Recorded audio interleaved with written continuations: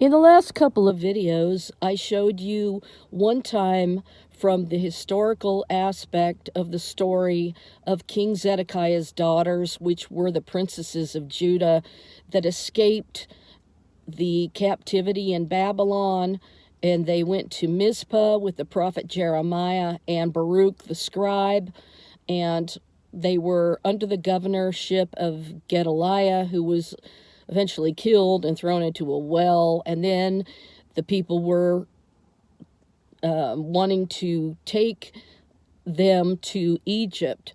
Well, God told Jeremiah to tell the people that if they went to Egypt, many of them would die by the sword, and they would die different ways, whatever, but there would be a remnant that would live and be saved. So I was telling you from the Irish historical record how these princesses wound up going on a ship with the prophet Jeremiah and Baruch, and that the sister, her name was Scata, and the other daughter of Zedekiah was named Tamar Tephi, and Tamar actually means date palm, which represents a tree with strong roots. And God told Jeremiah that he would pluck up and root up, but he would also plant, and this tender shoot would be planted. So a lot of people think that this princess, that the sister Scata stayed in Spain, and then they went through the gates of Gibraltar and, the little narrow passageway that leads to Ireland and the British Isles. So my whole point of telling you this story about this Princess Tamar Tephi, King Zedekiah's daughter, the princess of Judah that survived, was that she married into a line of Hebrews that was already transported from the times of the Exodus. And I think that they came over from before the Exodus, and they went across the Mediterranean Sea, and so this was the Zerah line of the ancient Hebrews. So there was Zerah and Pharez, and it was the Zerah line. So this would mean that Tamar Tephi married into the kingly line that came from this Zerah line. And the whole reason I'm telling you this story is because it was said that Jeremiah brought with him not only the two daughters of Judah, of King Zedekiah that escaped, but she and Jeremiah and Baruch brought the stone of Scone with them. And this stone became the throne seat that every king of Ireland and Scotland was seated upon during their coronation ceremony. And ironically, when King Edward I, that came and he stole the stone from the Scottish kings and brought it to England, and then every English monarch was seated upon the stone, and Edward I built a coronation chair that's still used today that has a special slot for the stone of Scone, and it is a stone that is said to be Jacob's pillar, or Jacob's pillow stone, supposedly the stone that Jacob laid his head upon when he had the dream of the ladder reaching from heaven to earth.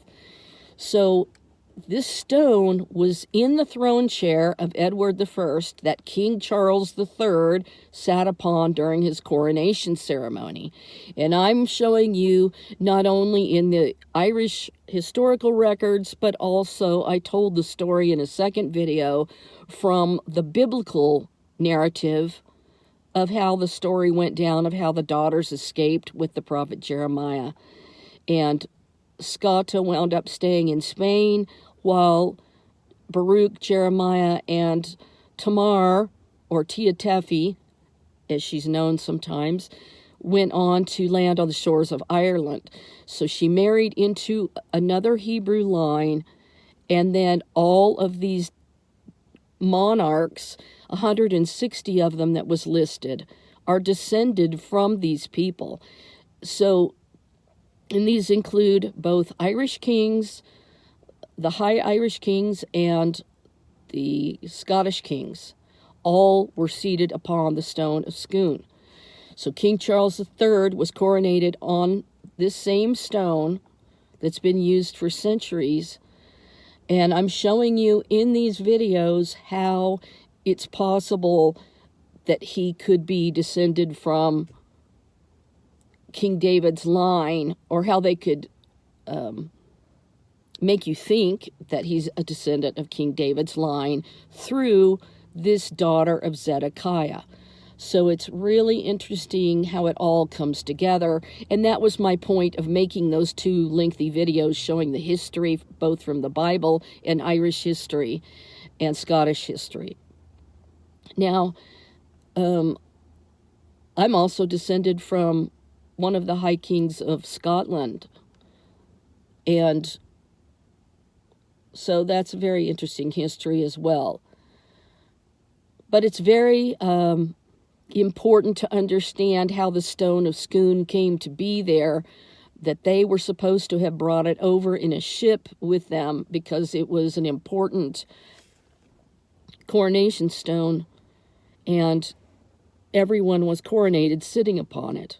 So I thought I would explain that this is why I was telling the story from two angles, so that you would see why the coronation stone went back into ancient history, supposedly from Jacob, which is Israel's, they call it the stone of destiny. Now that means, truly I believe, that in the last days, this king would be coronated and accepted by Israel through the Commonwealth and becoming a member of the Commonwealth along with the Palestinians, so that the king would broker the peace, and he would be the last monarch before King Jesus comes down the second time to rule and take the kingship for himself, because he's the true heir of Judah. And the prophet Daniel was in the line of Judah, and he was a prince, and he was writing about the monarchy that would occur during the time of Jacob's trouble. So you have to understand that before you understand anything else in the book of Revelation. Otherwise, you're going to believe all these weirdo theories that people come up with that have nothing to do with the monarchy. So this is just a brief kind of wrapping up of why I did those two videos historically telling what happened with the daughters of Zedekiah, and how this coronation stone was used by at least 160 monarchs in Ireland and Scotland, and down to King Charles III. So this is how they could see that he's descended from the tribe of Judah, a descendant of King David in that royal line of Judah, is through Tamar Tefi. And any of these kings that he's related to that were coronated, that were descendants of Tamar Tefi and Echad, the High King of Ireland. Just wanted to explain why I told the story from the historical record as well as the biblical record, so that you can see the two stories coincide. And we have been having snow flurries the last couple of days, and there's even blossoms on the trees now, a few of them, but still having snow flurries. So it was really super cloudy a little bit earlier, and the sun peeked out just a few minutes ago, about an hour ago, I would say. And anyway, it's been really cold. That's why I have my coat on. So I'll talk to you in the next video. Thank you for subscribing, and thank you for giving me a like. And if you can, support this channel. I really could use some support. Thank you so much. I'll see you later. Have a nice, blessed evening. It's snowing. Can you see the snow? Unbelievable. It's been so cold.